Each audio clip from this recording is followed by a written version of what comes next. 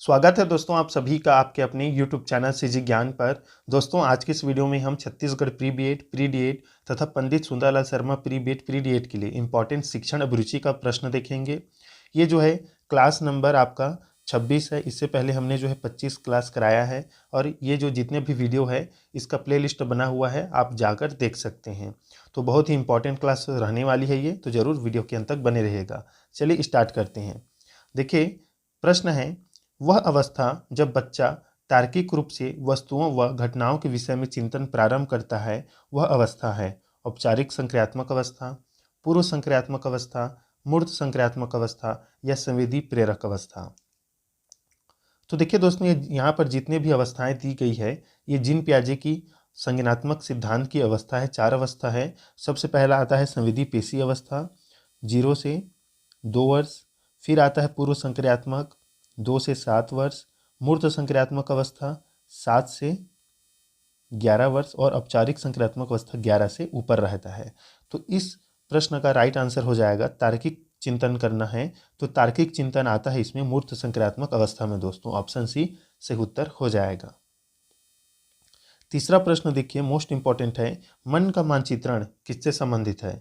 साहसिक कार्यों की क्रिया योजना से, मन का चित्र बनाने से, मन की क्रियाशीलता पर अनुसंधान से या समझ बढ़ाने की तकनीक से। ये मोस्ट इंपॉर्टेंट प्रश्न है, इसे जरूर याद रखिएगा। मन का मानचित्रण संबंधित है तो देखिए ये संबंधित है दोस्तों आपके ऑप्शन सी से, मन की क्रियाशीलता पर अनुसंधान से। याद रखिएगा मतलब अन्वेषण से।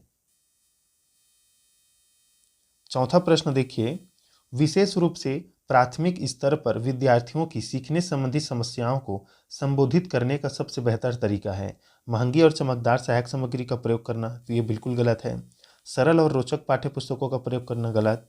कहानी कथन पद्धति का प्रयोग करना गलत। यहाँ पर दोस्तों दिया गया है समस्या संबंधी, मतलब सीखने संबंधी समस्या को संबोधित करने के लिए। तो बच्चा कब सीखेगा? जब वो अक्षमता के अनुरूप शिक्षण विधियाँ होंगी। तो ऑप्शन डी सही उत्तर हो जाएगा। याद रखिएगा, शिक्षण विद्या किसके विरुद्ध होनी चाहिए? अक्षमता के अनुरूप। मतलब वो जो चीज़ नहीं सीखता उसके अनुरूप शिक्षण विधि पद्धति आपको अपनानी होगी। ऑप्शन डी सही उत्तर हो जाएगा। पांचवा प्रश्न देखिए, पियाजे के अनुसार निम्नलिखित में से कौन सी अवस्था में बच्चा अमूर्त संकल्पनाओं के विषय में तार्किक चिंतन करना आरंभ करता है? तो देखिए यहाँ पर मूर्त चिंतन नहीं कर रहा है, वो अमूर्त संकल्पनाओं के विषय में। तो याद रखिएगा इसका राइट आंसर हो जाएगा ऑप्शन ए, औपचारिक संक्रियात्मक अवस्था 11 वर्ष से ऊपर। यहाँ पर वो अमूर्त चिंतन करता है। याद रखिएगा ऑप्शन ए जो है राइट आंसर हो जाएगा। छठवां प्रश्न ध्यान से देखिए, निम्न में से कौन सा बच्चे की सामाजिक मनोवैज्ञानिक आवश्यकताओं के साथ संबद्ध नहीं है?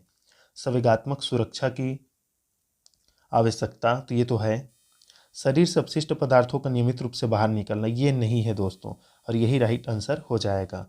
संगति की आवश्यकता, ये भी है। सामाजिक अनुमोदन तथा सराहना की आवश्यकता, ये भी जरूरी रहता है समाज में। ये सभी जरूरी है, लेकिन ये शरीर से अपशिष्ट पदार्थों का नियमित रूप से बाहर निकलना, ये साइंस से संबंधित प्रश्न है। इसका ऑप्शन से इससे कोई लेना देना नहीं है। ऑप्शन बी सही उत्तर हो जाएगा। सातवां प्रश्न देखिए, वह कौन सा कथन है जहां बच्चे के संज्ञानात्मक विकास को सबसे बेहतर तरीके से परिभाषित किया जा सकता है? विद्यालय में, कक्षा पर्यावरण में, सभागार में, घर में या खेल के मैदान में?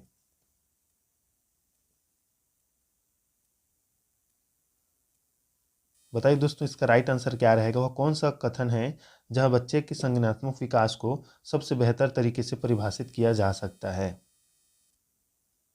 तो राइट आंसर हो जाएगा दोस्तों ऑप्शन ए, विद्यालय एवं कक्षा पर्यावरण में। याद रखिएगा ऑप्शन ए इसका राइट आंसर रहेगा।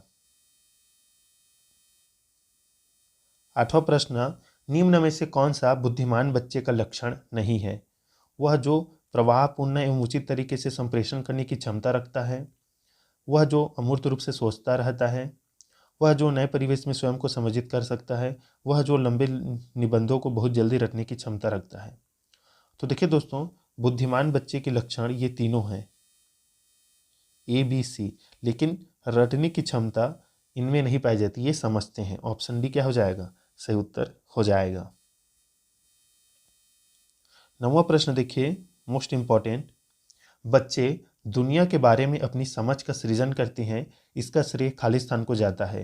पावलाव, कोहलबर्ग, स्किनर या पियाजे। तो देखिए दोस्तों, राइट आंसर हो जाएगा ऑप्शन डी, पियाजे। पियाजे ने ही कहा है कि बच्चे दुनिया के बारे में अपनी समझ का सृजन करते हैं और इन्होंने इन छोटे बच्चों को नन्हा वैज्ञानिक कहा है। याद रखिएगा, नन्हा वैज्ञानिक जीन पियाजे ने बच्चों को कहा है और ये मोस्ट इंपॉर्टेंट प्रश्न है। 10वां प्रश्न, शिक्षा के क्षेत्र में पाठ्यचर्या शब्दावली खाली स्थान की ओर संकेत करती है। खाली स्थान की ओर संकेत करती है। विद्यालय का संपूर्ण कार्यक्रम जिसमें विद्यार्थी प्रतिदिन अनुभव प्राप्त करते हैं, मूल्यांकन प्रक्रिया, कक्षा में प्रयुक्त की जाने वाली पाठ्य सामग्री या शिक्षण पद्धति एवं पढ़ाई की जाने वाली विषय वस्तु। तो देखिए, पाठ्यचर्या का अर्थ होता है दोस्तों करिकुलम। अगर हम एक विषय की बात करें जैसे विज्ञान, तो विज्ञान का सिलेबस रहेगा, तो उसी प्रकार से ये विद्यालय का सिलेबस होता है करिकुलम। और इसमें क्या होता है, तो विद्यालय का संपूर्ण कार्यक्रम जिसमें विद्यार्थी प्रतिदिन अनुभव प्राप्त करते हैं। ऑप्शन ए राइट आंसर हो जाएगा।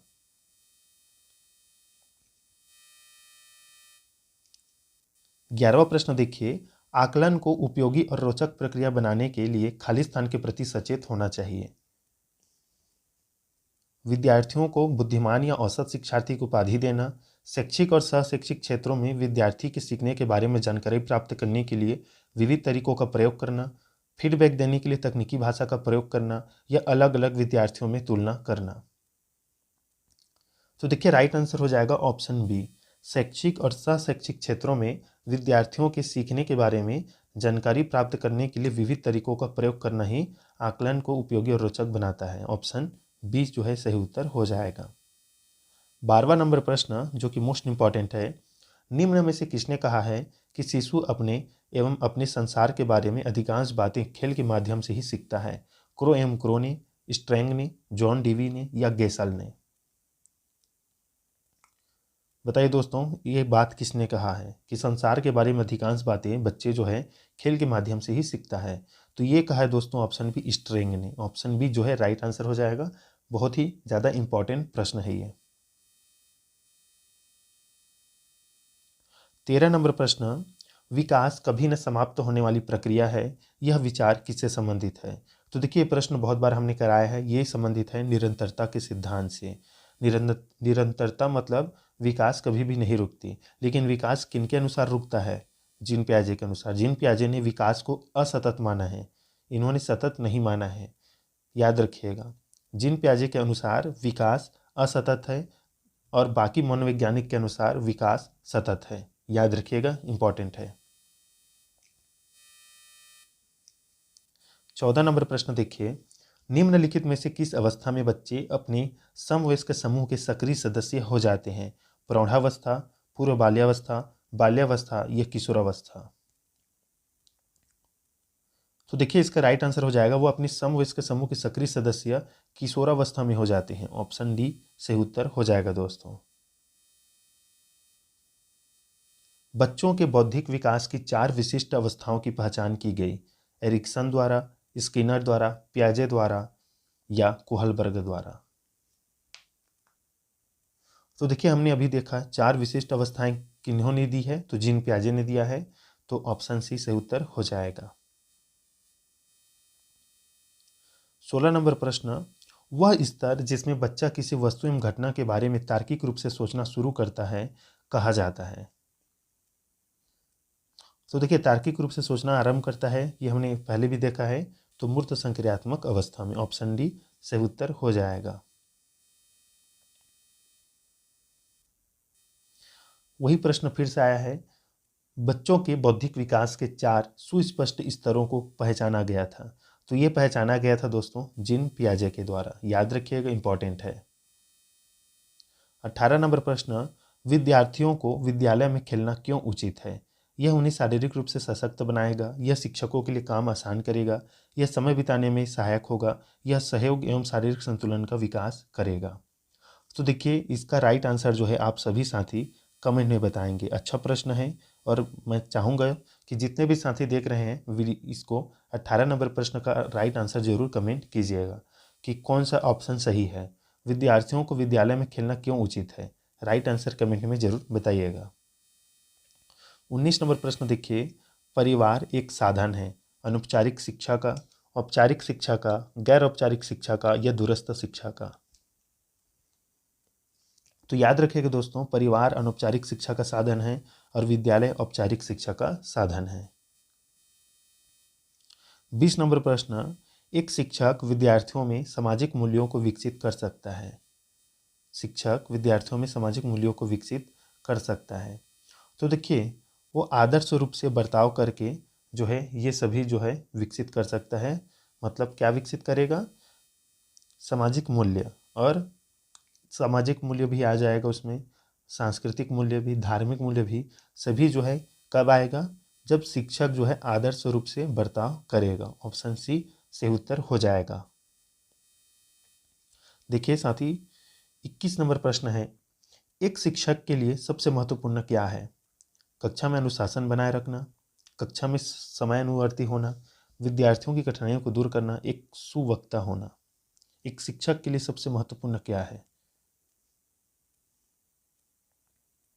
तो देखिए, ऑप्शन के अनुसार अगर हम बात करें तो ऑप्शन सी जो है सही उत्तर हो जाएगा। विद्यार्थियों की कठिनाइयों को दूर करना ही शिक्षक के लिए सबसे महत्वपूर्ण होगा।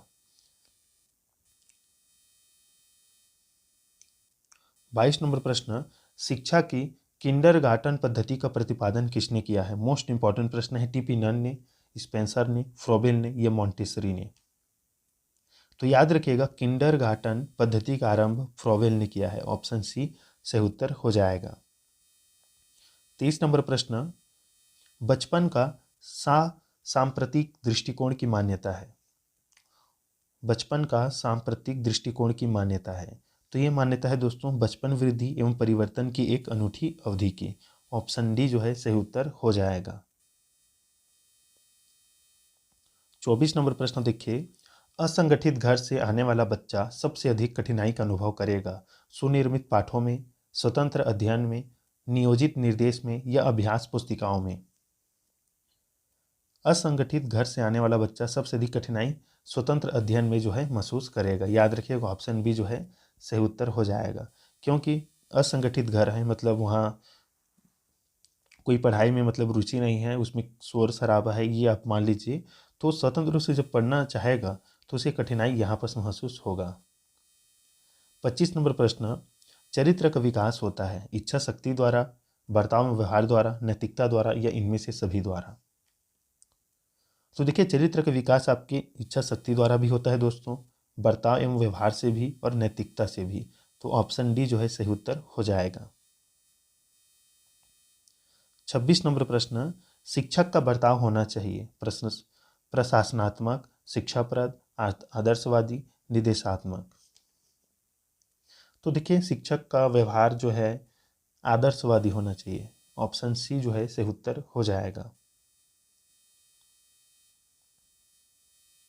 बालिका शिक्षा को महत्ता देना उचित है, कारण? बालिकाएं बालकों से अधिक बुद्धिमती है, बालिकाएं बालकों से अल्पसंख्यक है, अतीत में बालिकाओं को बुरी तरह से विभेदित किया जाता था, किसी सामाजिक परिवर्तन के नेतृत्व में केवल बालिकाएं समर्थ हैं।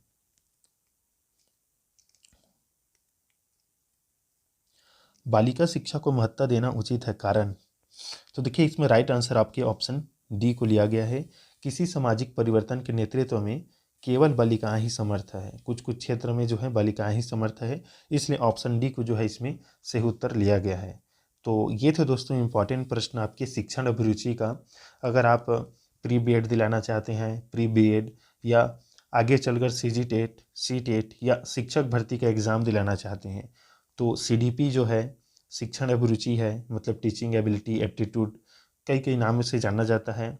और ये जो है आपके लिए बहुत ही ज़्यादा महत्वपूर्ण है, सभी में पूछा जाता है, सभी प्रकार की परीक्षाओं में। आपके शिक्षक वाले जो लाइन हैं उन सभी में जो है आपका सीडीपी आता ही आता है। तो आपके लिए मोस्ट इम्पॉर्टेंट प्रश्न है। अगर आप जो है प्री बीएड में मतलब इंट्रेंस एग्जाम में अगर इसे पढ़ रहे हैं तो आपको बाद में जो है बहुत ही आसान ये होगा, क्योंकि आपके कोर्स में भी जब आप बीएड करेंगे या डीएड करेंगे तो आपके जो बुक रहेगा वो इसी पर आधारित होगा। मिलते हैं दोस्तों नेक्स्ट वीडियो में, तब तक के लिए धन्यवाद।